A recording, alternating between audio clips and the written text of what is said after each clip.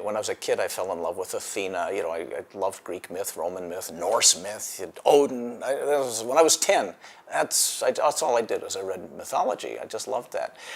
And then I went straight to James Bond. You know, there seemed to be another superhero god, right?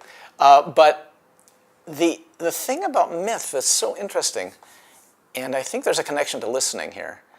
I've often wondered if nowadays we're a society in search of a myth. We're looking for a new, and I don't mean a new creed, I don't mean a new religion, I don't mean a new ideology. I really just mean myth the way I've seen it with native people sometimes, where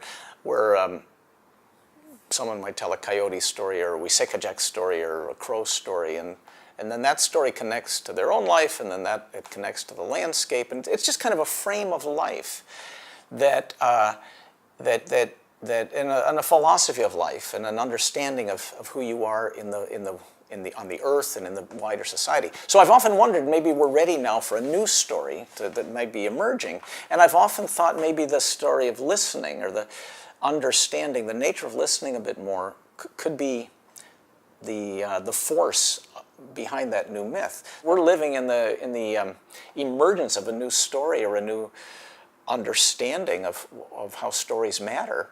We can't name it because we're embodying it, if you will. Because it really seems to me that if a new myth is coming our way, and it'll be our privilege or duty or whatever you want to say to express it in many forms,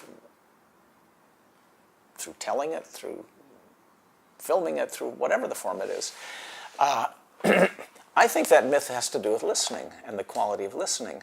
And I think the hero of that myth could almost be called listener. Rather, like in the old stories, there's always a moment when someone hears a voice that no one else is bothering with. You know, in the old fairy tales, you walk along and there's a mouse on the road that says, "Excuse me, traveler, I'm very hungry. Do you have anything for a little mouse to eat?"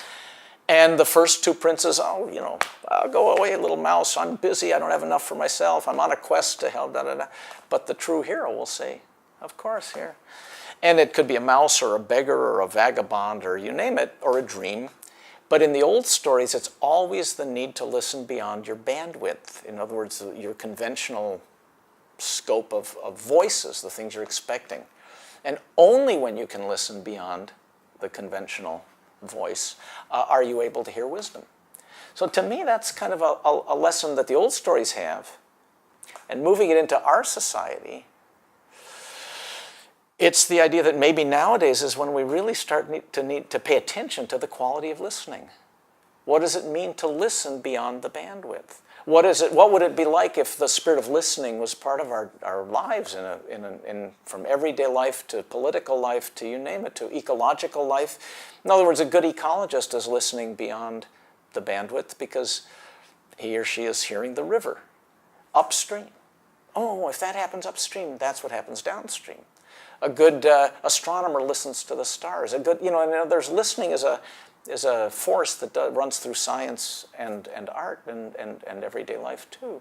I don't think we've lived in a myth world for a long, long time. I don't think we have. I mean, I think we've lived in a world framed by ideology and creed, religion, belief. We're story-tropic. It's like a sunflower turns to the sun. It's phototropic, but we have an instinct to turn to story.